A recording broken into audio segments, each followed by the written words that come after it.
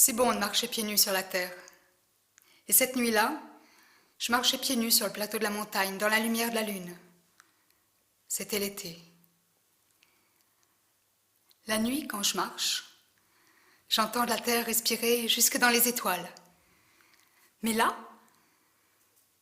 je sentais la terre se réchauffer de pas en pas, et j'entendais le feu crépiter. Alors, avant que la terre me brûle, je m'étais couchée sur elle dans un corps à corps, là, pour entendre ce qui se passait. Et elle m'avait raconté cette histoire. C'était il y a plusieurs siècles. Une jeune fille marchait pieds nus sur le plateau de la montagne, dans la lumière de la lune, une nuit d'été. Et arrivée près de là où j'étais couchée, elle s'était arrêtée à un grand feu.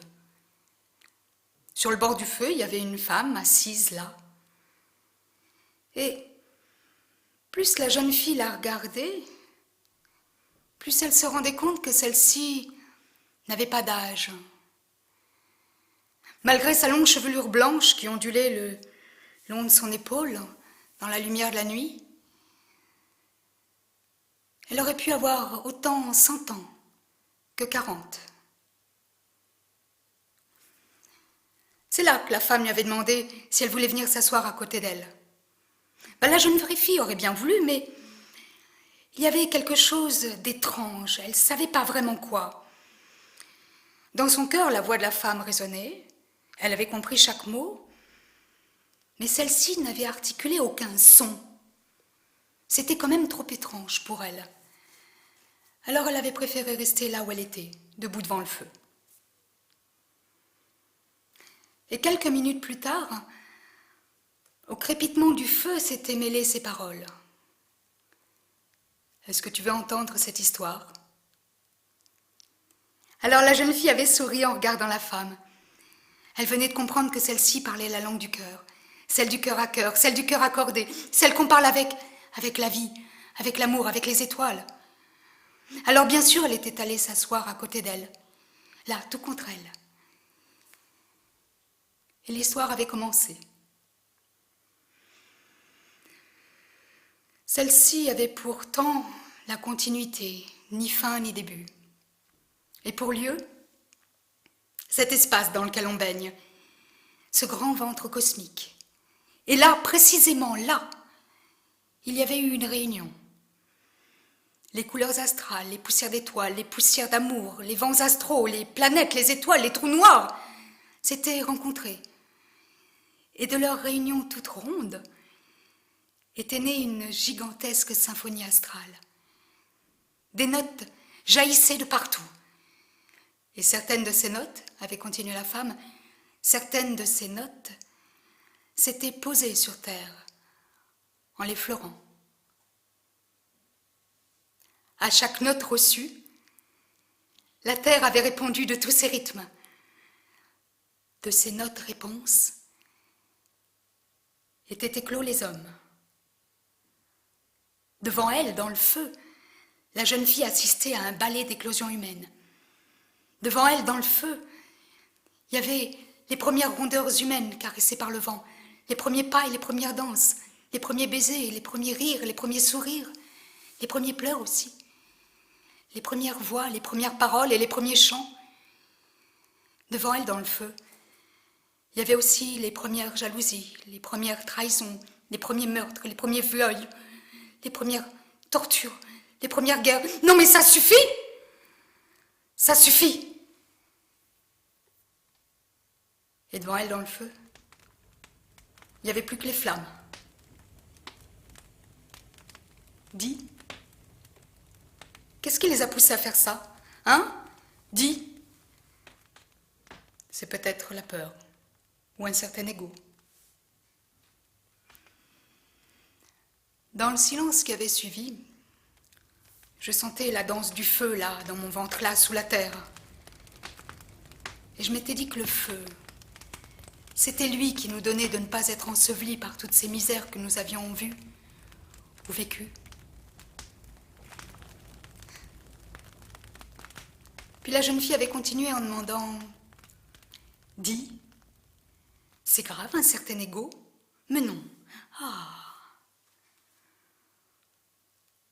Et ça fait quoi? Ça te tourne la tête et ça fait de toi le pantin de ce que c'est. Bah, c'est quoi? C'est terrifié. Ça a peur de quoi? Ça a peur de la différence, de la vie, de la mort, de l'amour, de la beauté, de la liberté. Mais c'est vivant tout ça. Oui, c'est vivant. C'est peut-être ça qui lui fait peur. Ça peut pas être maîtrisé. Ah. Dis, on en a tous un de... Oui. Ah. Moi aussi? Oui. Ah. Alors, moi aussi, je peux devenir... Oui. Ah non, ça certainement pas. Non, non, non, non, non, je vais mourir, je préfère mourir. Et là, la femme l'avait interrompu net, dans un élan très franc. Et elle lui avait tendu un pot, en lui demandant d'aller le remplir au puits, qui n'était pas loin. Lorsque la jeune fille avait voulu prendre le pot, elle avait rencontré les mains de la femme qui le tenait encore. Et c'est de main en main qu'elle avait entendu ces mots. Va rencontrer ce terrifié en toi. Si tu le reconnais, il ne disparaîtra pas, mais il ne pourra plus faire de toi le pantin de ce qu'il est. Et la jeune fille était partie au puits, qui était effectivement à une 50aine de pas de là. Elle y est restée un long moment debout, à regarder la danse de la lune et des étoiles avec l'eau. Et elle avait fini par s'asseoir, là, sur la terre battue, au milieu des traces de bêtes qui venaient s'abreuver pendant la journée. Et doucement, très doucement, elle avait plongé le pot dans l'eau. Elle écoutait celle-ci remplir ce grand ventre rond. Et tout aussi doucement, elle l'avait vidé. Et elle écoutait l'eau couler. Et comme ça, plusieurs fois, très lentement, elle avait rempli et vidé le pot. Et comme ça, elle avait trouvé les couleurs, les lumières des profondeurs de l'eau. Et ce sont elles qui l'avaient accompagnée dans cette rencontre avec le terrifié. Bien longtemps plus tard, lorsqu'elle était repartie, les étoiles au-dessus d'elle voyaient son sourire se refléter dans l'eau du pot qu'elle tenait là. De retour au feu, elle avait posé celui-ci sur des braises que la femme venait de sortir, mis une pierre plate dessus en guise de couvercle et était allée s'asseoir à côté de la femme, qui elle-même était en train d'émietter des feuilles au-dessus d'un récipient. En s'asseyant, la jeune fille avait dit « Mais ça n'a pas de sens !»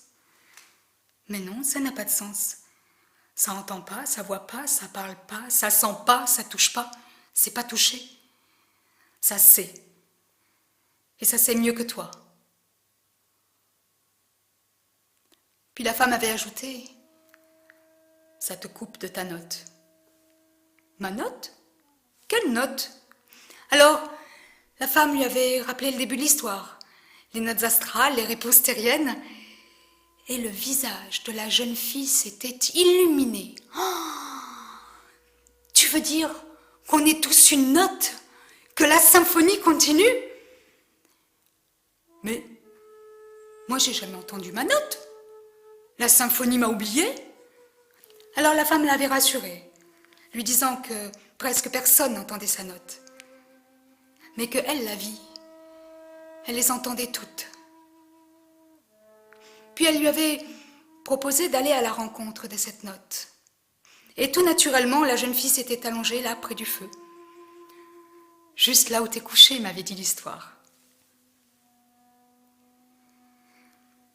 La femme avait très délicatement posé une main sur le ventre de la jeune fille et l'avait guidée pour qu'elle sente le poids de son corps sur le sol. Elle l'avait guidée afin que celle-ci donne le poids de ce corps aux profondeurs de la terre. et qu'elle écoute les résonances de la terre lorsque celle-ci recevait le poids du corps, et que parallèlement, en elle-même, elle écoute les résonances que ce don lui avait offert. La jeune fille avait rouvert les yeux en disant qu'elle n'entendait rien. Alors va écouter ce rien, avec toutes les oreilles de ton corps. La jeune fille était retournée écouter ce rien. Mais très vite, elle avait rouvert les yeux en disant qu'elle n'entendait que le silence. Mais le silence avait repris la femme, le silence. C'est lui qui donne aux notes de sortir du chaos inaudible. C'est l'espace dans le silence, c'est l'espace entre les silences qui donne aux notes d'exister, de respirer, de s'entendre, d'être entendue.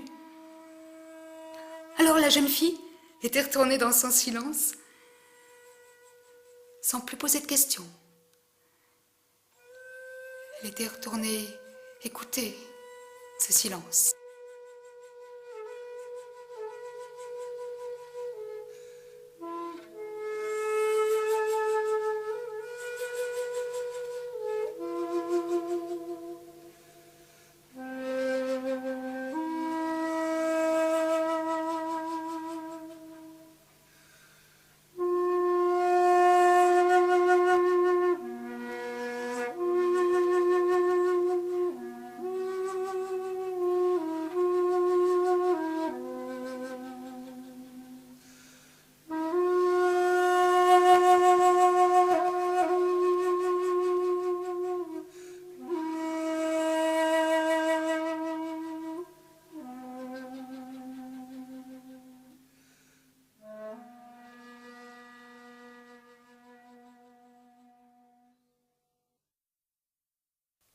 Lorsqu'elle s'était rassise, la femme venait juste de verser 2 bols de tisane, 2 petits bols en terre. C'est en silence qu'elles ont bu toutes les deux. Dans ce silence qui entend tout, qui voit tout, où tous et chacun ont leur place. Et entre 2 gorgées, la jeune fille avait rechargé le feu. C'est là qu'ensemble, elles avaient vu sur l'horizon l'aube se lever, fine et délicate, comme un sourire sur le visage de la vie. L'aube, ce voile sensuel, tissé des fibres du jour et de celles de la nuit. Et plus l'aube se tissait des fibres du jour, plus la jeune fille remarquait que la femme à côté d'elle et le feu devant elle tendaient à devenir translucides. Alors encore une fois, des paroles s'étaient mêlées au crépitement du feu. Et ça disait « Va dans ton silence, va au fond de lui rencontrer ce foisonnement musical. » Ce sont ces notes, cette multitude de notes, qui donnent au silence d'être ce qu'il est, qui lui donnent d'entendre. Puis, juste après cette dernière gorgée, juste avant de disparaître, la femme, en lui posant une main toujours délicate sur le genou, avait dit à la jeune fille « Veille sur son feu, nourris-le bien, c'est lui le garant de ta note. » Et voilà. Dans le jour, le feu et la femme avaient disparu. La jeune fille était debout, un bol vide à la main. Après un instant suspendu, elle avait repris son chemin. Sous mon corps, la terre était à nouveau température de terre. Elle était fraîche. Je m'étais assise pour voir cette jeune fille marcher, jusqu'à ce que l'horizon la fasse disparaître dans la nature. Et pour moi aussi, il faisait jour. Alors, j'avais repris le chemin de mes pieds, jusqu'à ici maintenant. Et dans ce silence entendu, dans ce silence partagé, reconnu, vos notes ont sonné, elles ont résonné, elles sont belles. Veillez sur le feu qui les anime.